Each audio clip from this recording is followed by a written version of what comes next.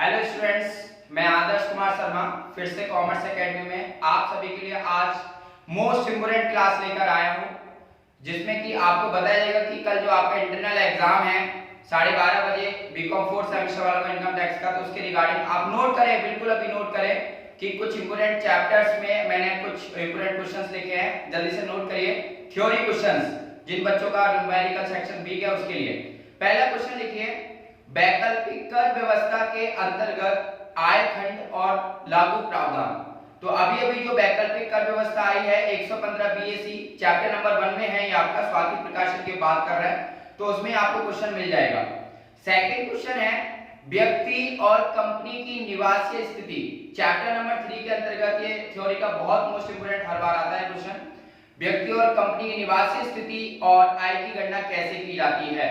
English में बात करें तो how to calculate the residential status and income of the SEC and company.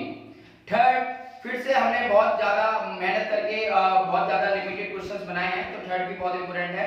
अल्पकालीन एवं दीर्घकालीन पूंजी लाभ में अंतर, difference between short term and long term capital gain. आप लोग नोट कर लें, क्योंकि देखिए बहुत कम है, 9 ही क्वेश्चन है।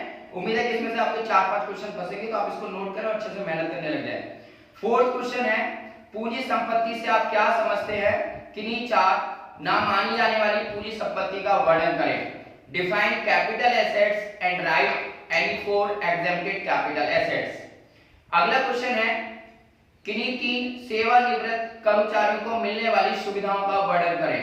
जो रिटायरमेंट वाले एम्प्लॉय होते हैं उनको बाद में भी पैसा मिलता है, तो वो 3 कौन कौन सी सुविधा है वो आपको लिखनी होंगी। ये भी बहुत इंपॉर्टेंट क्वेश्चन है एग्जाम पॉइंट ऑफ व्यू से।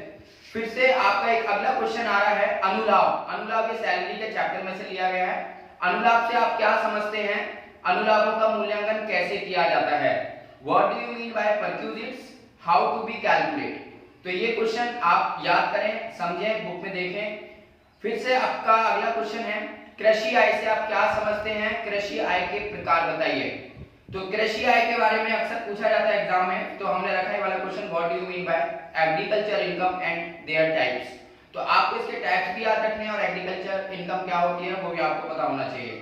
और एक लास्ट और बेसिक क्वेश्चन जो अक्सर हमसे 2-3 नंबर में पूछा जाता है कि आय के मुख्य शीर्षक, जो कि आपके 5 हेड है, तो वो आपसे पूछा जाएगा जहां तक उम्मीद है। Describe the main head of income. तो इस तरीके के आपके टोटल 9 क्वेश्चंस हैं।